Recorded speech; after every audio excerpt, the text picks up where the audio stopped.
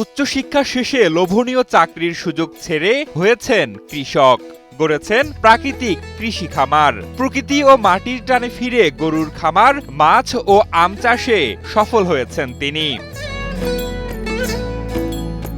তবে তার এই বিশাল কর্মযজ্ঞের মূলে রয়েছে গরুর খামার। জানলে অবাক হবেন, তার খামারে ছোট বড় মিলিয়ে প্রায় 40টি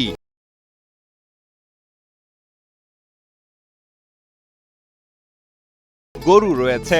আসন্ন কুরবানির ঈদে বেশ কয়েকটি বকনা গরু বিক্রির জন্য প্রস্তুত করেছেন তিনি।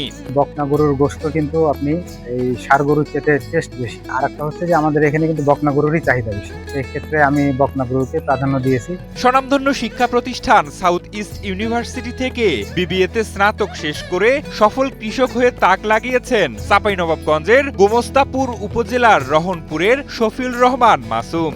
চাকরির মোহ, শহরের আলো সব ছেড়ে মাটির টানে বসবাস করছেন গ্রামে। স্বপ্নের বহুমুখী খামার গড়েই এখন সফল তিনি। নিজেকেও প্রমাণ করেছেন একজন আদর্শ কৃষক হিসেবে। আমি সাউথ ইস্ট ইউনিভার্সিটি থেকে বিবিএ কমপ্লিট করেছি। বিবিএ কমপ্লিট করার পরে চাকরির পিছনে আমি ছুটি নাই, কোথাও আমি অ্যাপ্লিকেশনও করিনি। আমার ইচ্ছা ছিল যে আমি গ্রামে গিয়ে কোনো কিছু করব, বা আশেপাশের মানুষ বলেছে পড়ালেখা করে কিছু করে নাই। তো এগুলো যাই হোক, প্রথম দিকে খারাপ লাগতো, কিন্তু এটা আমি কর্ণপাত করতাম না। যে আমার চিন্তা ভাবনা ছিল যে না, আমি নিচে কোনো কিছু একটা পরিপ্রেক্ষিতে ওই চিন্তা ভাবনা থেকে আমার এই ভোরের আলো ফোটার সাথে গরুর ডাক আর পাখির কলকাকলিতে মুখরিত হয়ে ওঠে শফিউল রহমান মাসুমের খামার। কুরবানির ঈদ সামনে রেখে খামারিরা যেখানে মোটাতাজাকরণে ব্যস্ত থাকেন, সেখানে বকনা জাতীয় গরু কুরবানির জন্য প্রস্তুত করে ব্যাপক সাড়া ফেলেছেন তিনি। আর এখানে যে আমার এখানে বকনা জাতীয় গরু বেশি আছে, এটা কুরবানি সামনে রেখে আমরা এটা লালন পালন করেছি। গরুর খামারের পাশাপাশি মৎস্য চাষ ও আমের বাগান তাকে আরো সফল করেছে।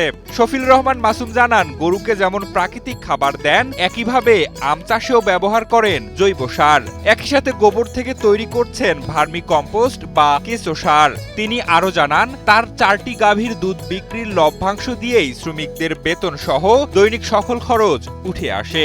আমার পর্যাপ্ত ঘাস আছে, আমার জমির খড় আছে, আমরা গমের ভুসি কিনি, তারপরে হচ্ছে বুটের ভুসি, তারপরে হচ্ছে আপনার ওই ভুট্টা ভাঙা, এগুলো আমরা নিজেই ভাঙায় নিয়ে আমরা গরুকে খাবার দিই। আর পাশাপাশি আমার তো মাছ আছে, পুকুর আছে পাশে, পুকুর থেকে আমার একটা ইনকাম। এখানে যে গোবর আছে, এই গোবরকে আমরা কম দামেও বিক্রি করি না।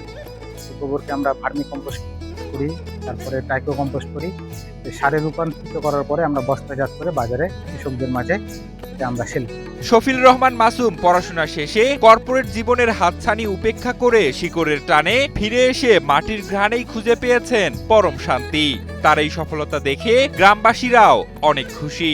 না, নিজে উদ্যোক্তা হন, নিজে কিছু করেন, আরো মানুষের জন্য আপনার থ্রুতে আরো 5টা মানুষের যাতে কর্মসংস্থান হয়। আর চাকরির পিছনে না ছুটে ওর মতো শিক্ষিত ছেলে যেহেতু হচ্ছে এর উদ্যোক্তা হয়েছে, ওখানে অনেকের কর্মসংস্থান হয়েছে, আমাদের খুবই ভালো লাগছে। গরুর খামার মোটামুটি ভালোই করেছে, আর আম চাষ করছে, এটাও ভালো, লোকজনের খাটা দাটা হয়েছে ভালো। আর মাছের খামারও করেছে, এটাও ভালোই, দেশের উন্নতি হয়েছে। প্রকৃতি, পরিশ্রম আর আত্মনির্ভরতার এই গল্পই যেন বলে দেয়, শিক্ষা শুধু চাকরির জন্য নয়, জীবন বদলের শক্তি। আর শফিউল রহমান মাসুম তারই এক জীবন্ত উদাহরণ। চাকরি তো যারা উচ্চশিক্ষিত, এরা হচ্ছে কিন্তু ওনার শিক্ষাটাকে যদি খামারের মধ্যে ইয়া করে আর কি, বিস্তৃত করে, আধুনিক পদ্ধতিতে যদি একটা খামার পরিচালনা করা যায়, ইনশাল্লাহ এটা স্বাধীনভাবেও থাকা যাবে এবং চাকরির চাইতে খুব কম ইনকাম হবে।